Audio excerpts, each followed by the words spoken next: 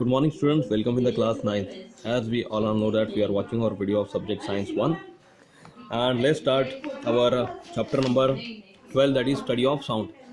And study of sound में हमने इसके पूर्व वीडियो में हमने स्टूडेंट्स लॉन्जिट्यूडनल और ट्रांसवर्स वेव्स के बारे में जानकारी ली हुई है, जिसमें हमने कॉम्प्रेशन और रेरिफैक्शन के टर्म्स के बारे में भी देखा। फिर हमने वेलोसिटी ऑफ साउंड के बारे में जानकारी प्राप्त की है। वेलोसिटी ऑफ साउंड में आप लोगों को इसका फार्मूला मिला, velocity of sound is equal to wavelength upon time period, that is is equal to lambda upon T. ठीक है। और लास्ट वीडियो में मैंने आपको velocity of sound in a gaseous medium पढ़ाया हुआ है बेटा, जिसमें इसके 3 फैक्टर्स रिस्पॉन्सिबल हमने देखे थे। पहला था टेम्परेचर टी, दूसरा था डेंसिटी रो और तीसरा था बेटा मॉलिक्यूलर वेट। ठीक है। और इसमें थिंक में आप लोग को बताया गया था कि ऑक्सीजन गैस का एटॉमिक वेट, मॉलिक्यूलर वेट जो है वो 32 होता है और हाइड्रोजन गैस का H2 होता है। फिर भी ये सब फिजिकल कंडीशन में हाइड्रोजन जो होता है वो ऑक्सीजन के 4 टाइम्स स्ट्रॉन्गर होता है, और जो भी इसकी वेलोसिटी होती है वो इसके टेम्परेचर पे या प्रेशर पे डिपेंड नहीं होती। ठीक है। फिर हम लोगों ने देखा ऑडिबल, इंफ्रा एंड अल्ट्रासाउंड, है ना। ऑडिबल साउंड को मैंने आप लोग को बताया था कि हमारे जो कान नेत्र होते हैं वो जो 20 हर्ट्ज से 20,000 हर्ट्ज तक जो साउंड सुन सकते हैं उसको हम लोग ऑडिबल साउंड कहते हैं, है ना। और उसके बाद human ear can hear sound from 20 hertz to 20,000 hertz, और यही फ्रीक्वेंसी की जो रेंज है वो ऑडिबल साउंड होती है। और फिर हमने बिलो 20 हर्ट्ज देखा है बेटा, उसको हम लोग इंफ्रा साउंड कहते हैं, ये भी बताया मैंने। Sound which frequency smaller than 20 hertz is called infra sound, और जो फ्रीक्वेंसी होती है 20 किलो हर्ट्ज से ज़्यादा होती है उनको हम लोग अल्ट्रासाउंड कहते हैं। फिर चिल्ड्रन में एक ऐसी कैपेसिटी होती है, टेंडेंसी होती है, जो कि 5 साल तक जो छोटे बच्चे होते हैं वो 20,000 किलो हर्ट्ज तक फ्रीक्वेंसी की आवाज़ में सुन सकते हैं बेटा, जो कि कुछ क्रिएचर्स और इंसेक्ट्स ही सुन सकते हैं। इसके बाद मैंने आप लोग को बैट के बारे में जानकारी बताई, जो कि चमगादड़ होता है हमारा एक ऐसा जानवर जो हवा में रात में उड़ता तो है, लेकिन वो अपने आवाज़ से अल्ट्रासोनिक साउंड क्रिएट करता है, और वो अल्ट्रासोनिक साउंड क्रिएट करके किसी भी ऑब्स्टेकल को हिट होने से खुद को बचा सकता है। मान लीजिए कि उसके सामने कोई कार या कोई बड़ा हम लोग बोल सकते हैं वाहन आ रहा हो, है ना, ट्रक वगैरह, और उसमें रात में वो कैपेसिटी नहीं होती देखने की, तो वो खुद को अल्ट्रासोनिक साउंड क्रिएट करके खुद को उस ऑब्स्टेकल से बचा सकता है बेटा। आज हम लोग जो देखने वाले हैं वो है बेटा हमारे यूजेस ऑफ अल्ट्रासोनिक साउंड। ठीक है। यूजेस ऑफ अल्ट्रासोनिक साउंड में यहाँ पे कुछ 7 पॉइंट्स आपके सामने रखे गए हैं। ये 7 पॉइंट्स हम लोग एक एक करके डिस्कस करेंगे। फर्स्ट पॉइंट है for communication between ships at sea, मतलब जैसे कि समंदर में आपने बहुत सारे जहाज देखे होंगे, है ना, बोट्स जिसको हम लोग बोलते हैं, तो उनके शिप्स में कम्युनिकेशन के लिए अल्ट्रासोनिक साउंड का उपयोग होता है। इस भाग को हम लोग और अच्छे से सोनार में देखने वाले हैं। सोनार ये अभी कुछ दिन बाद आने वाला ये टॉपिक रहेगा आपके लिए। दूसरा पॉइंट है बेटा to join plastic surfaces together, मतलब कोई भी 2 प्लास्टिक सर्फेसेस को जोड़ने के लिए भी अल्ट्रासोनिक साउंड का उपयोग होता है। ये पता है था आप लोग को, ये कुछ नया है।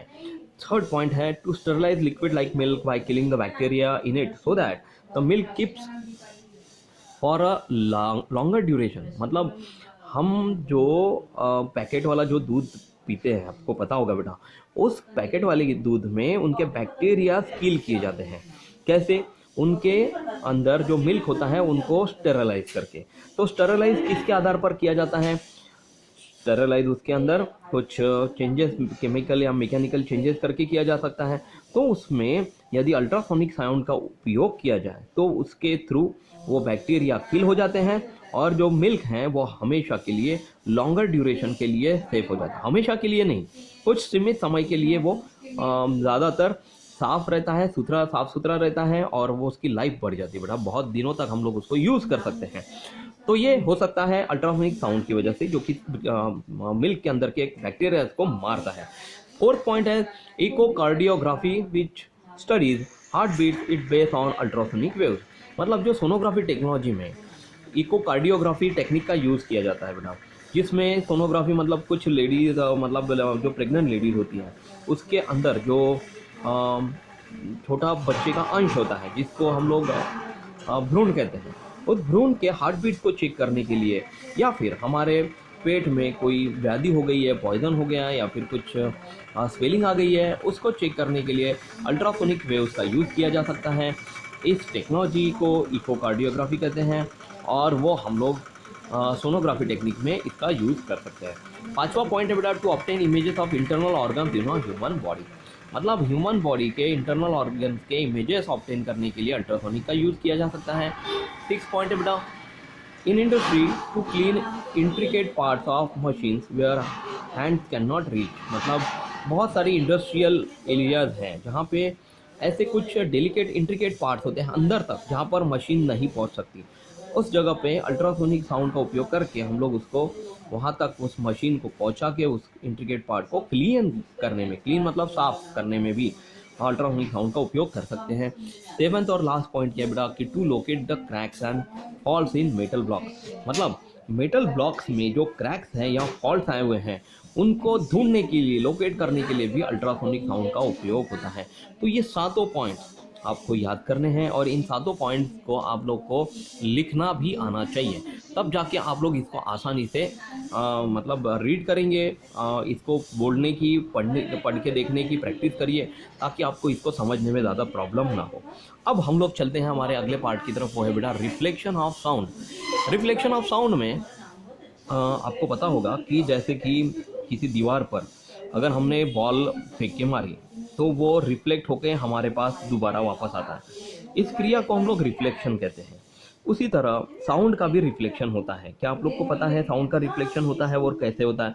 यदि हम लोग यहाँ पे बैठ के हम लोग अभी मैं बात कर रहा हूँ तो ये बात इस दीवार के चारों ओर तक एक समान दिशा में जाएगी और वहीं से रिफ्लेक्ट होकर किसी और को भी सुनाई देगी, ठीक है। परंतु इस दीवार को छान कर दूसरी जगह पर वो हमारा साउंड नहीं जा सकता, है ना। यदि दरवाज़ा खुला है तो उस माध्यम से वो ज़रूर हमारा आवाज़ दूसरे रूम में भी जा सकता है, परंतु दीवार के उस पार नहीं जा सकता। तो रिफ्लेक्शन ऑफ साउंड यानी क्या होता है कि दीवार से ही वो टकरा के जब हमें वो साउंड जो है वो वापस मिलता है, उससे हम लोग इस क्रिया को हम लोग रिफ्लेक्शन ऑफ साउंड कहते हैं। ये जो उपकरण है ये हमारे पास अभी भी प्रेजेंट है, हमारे क्लास में, स्कूल में ये उपकरण है जिसमें हम लोग रिफ्लेक्शन ऑफ साउंड देख सकते हैं। तो यहाँ पे जैसे आप देख पा रहे हैं स्टूडेंट, यहाँ पे रिफ्लेक्शन ऑफ साउंड के लिए एक एपरेटस रखा हुआ है। यह एपरेटस आपको दिख रहा है कि एक इस तरह से एक पेटी है और एक पेटी के अंदर इस तरह से 2 रॉड लगाए गए बेटा। ये रॉड जो है वो साउंड को रिफ्लेक्ट करके आपको शो करने में बहुत ज़्यादा मददगार साबित होते हैं। और इसमें आप देख पा रहे बेटा कि एक यहाँ पे सेल वाला एक एपरेटस है, मतलब साउंड कैपेसिटी वाला साउंड कैपेसिटी क्रिएटिंग एक एपरेटस है। इसमें यदि सेल डाले तो इस ये रिंगिंग मशीन से कुछ आवाज़ आनी चालू होती है। वो आवाज़ जैसे ही हम लोग यहाँ पे ऐसे लगाते हैं, ठीक है, इसमें एंगल जो है ना एक समान होना चाहिए। जैसे यहाँ पे 50 डिग्री पर मैंने यहाँ पे रखा हुआ है, ये देखिए, ये 40 डिग्री, ये 50, ये 60, तो ये 50 डिग्री है, उतना ही एंगल यहाँ पे भी होना चाहिए, 50 डिग्री इधर भी होना चाहिए। और जैसे ही हम लोग इसको ऑन करते हैं, बटन द्वारा से ऑन करते हैं, तो तुरंत आपको समझेगा कि इसमें आवाज़ आप लोग दूसरी जगह पर कान रखकर जब चेक करेंगे तो आपको समांतर आवाज़ सुनाई देगी। और जैसे ही इसका एंगल हम लोग कम ज़्यादा करते हैं तो आवाज़ में डिफरेंस या फ़र्क होना चालू हो जाता है। इसको मान लीजिए कि अभी मैंने ये 50 डिग्री है और यहाँ पे मैंने इसको 30 डिग्री और 40 मतलब 35 डिग्री पर मान लो कि इसको रख दिया, तो इसकी आवाज़ अपने आप कम हो जाएंगी। तो रिफ्लेक्शन होने के लिए जो एंगल ड्यूरेशन है वो दोनों left hand side and right hand side equal होना बहुत ज़रूरी होता है बेटा, ठीक है। तो ये सब चीज़ें हमारे विद्यालय में हमारे पास हैं, इसको हम लोग देख सकते हैं। ये देखिए यहाँ पे इस कांच को हमें रखना है, ताकि इस कांच को रख लेने के बाद यहाँ पे देखिए ये कांच मैंने यहाँ पे रखा हुआ है, दिख रहा है आपको। ये कांच रख लेने के बाद यहाँ से आवाज़ रिफ्लेक्ट होगी और तब जाके हम लोग को यहाँ से सेम एंगल से सुनाई दे सकती है, ठीक है। इसी को हम लोग रिफ्लेक्शन ऑफ साउंड कहेंगे बेटा, ठीक है। अभी यहाँ पे हम लोग इसे अंदर रखते और इस पेटी को इस तरह से बंद कर देते हैं। हाँ, कांच जो है वो कांच हम लोग यहाँ पे निकाल लेते हैं।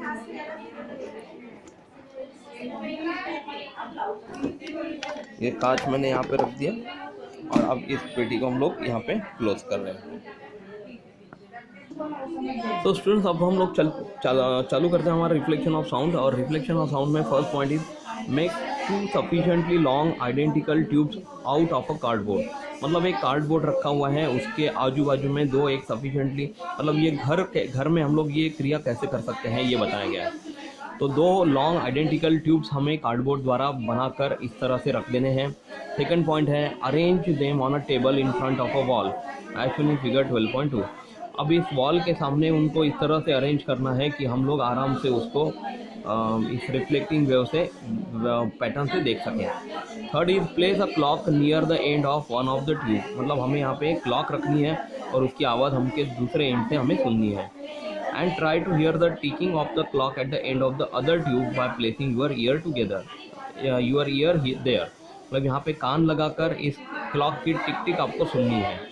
Adjust the angle of the tube till you can hear the sound very clearly. हमें ये जो ट्यूब है वो यहाँ पे जैसे अभी मैंने एपरेटस आपको दिखाया था, उसमें क्या हुआ था कि उसका एंगल हमने सेट किया हुआ था। यहाँ पे आपको एंगल सेट करने की ज़रूरत नहीं है, आपको उसको टिक टिक को इस तरह से सेट करना है कि आपको आवाज़ क्लियर सुनाई दे। और वो एंगल कब सेट होगा, जब θ1 = θ2 होता है। मतलब ये जो आप लोगों ने यहाँ पे 50 डिग्री एंगल लिया हुआ था, उतना ही 50 डिग्री एंगल उतना ही सेम आपको θ2 भी दिखाता है, तब जाके आपको क्लियर घड़ी की टिक टिक आवाज़ सुनाई देती है। Measure the angle, fifth number is measure the angle of incidence θ1 and the angle of reflection θ2। Try to see if they are related in any way. वो बिल्कुल, क्योंकि ये θ1 और θ2 एक दूसरे से इतने रिलेटेड होते हैं बेटा कि वो दोनों इक्वल होना बहुत ज़रूरी होता है। मतलब measure of incidence, angle of incidence θ1 है और एंगल ऑफ रिफ्लेक्शन है θ2। ये दोनों जब इक्वल होंगे तभी हमें घड़ी की टिक टिक की आवाज़ ठीक से क्लियरली सुनाई दे सकती है। ठीक है, अब हम लोग चलते हैं इसके नेक्स्ट पार्ट की तरफ। इसमें लिखा हुआ है, ये तो हो गया हमारा रिफ्लेक्शन ऑफ साउंड का इंफॉर्मेशन। तो यहाँ पे आपको बताया गया है कि light wave, sound wave to get reflected from a solid और a liquid surface, these waves also follow the law of reflection. मतलब जैसे हमें पता है लाइट वेव्स यानी कि प्रकाश तरंगे, साउंड वेव्स यानी कि ध्वनि तरंगे, to get reflected from a solid और अ लिक्विड सरफेस, मतलब ये ठोस और द्रव सरफेस से जैसे रिफ्लेक्ट हो सकते हैं। These waves also follow the law of reflection. तो ये जो waves, reflection of sound waves है ना बेटा, वो भी लॉ ऑफ रिफ्लेक्शन का नियम जो है, रिफ्लेक्शन का नियम वो फॉलो करते हैं, इनका लॉ ऑफ रिफ्लेक्शन का पालन करते हैं। कैसे? तो अ स्मूथ और a rough surface is needed for the reflection of sound. किसी भी साउंड के रिफ्लेक्शन के लिए हमें स्मूथ यानी कि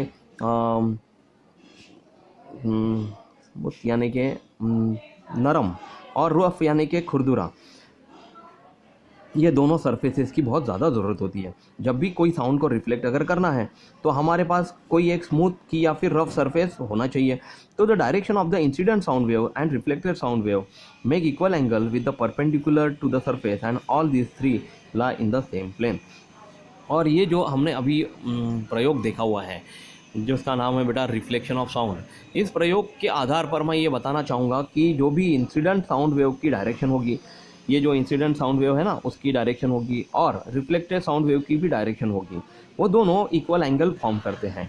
जो कि यहाँ पे देखिए, यहाँ पे हमने कांच रखा था सीधा सीधा, उस कांच को क्या होता है बेटा, perpendicular with the perpendicular to the surface and all these three lie in the same plane. और ये जो तीनों हैं वो एक ही सेम प्लेन में रहते हुए हम लोग को यहाँ पे नज़र आते हैं। ठीक है, यानी कि एक प्लेन में 3 एक्सेस हम लोग यहाँ पे कंसीडर कर सकते हैं, ये एक्स एक्सिस, ये वाई एक्सिस और ये जेड एक्सिस। तो इस तरह से ये रिफ्लेक्शन ऑफ साउंड का पार्ट हमने यहाँ पे देखा हुआ है। अब चलते हैं हमारे लास्ट और आखिरी पार्ट की तरफ इस वीडियो के, वो है good and bad reflectors of sound. Good and bad reflectors of sound यानी कि आपको मैंने 2 सरफेसेस बताए, एक स्मूथ सरफेस और रफ सरफेस।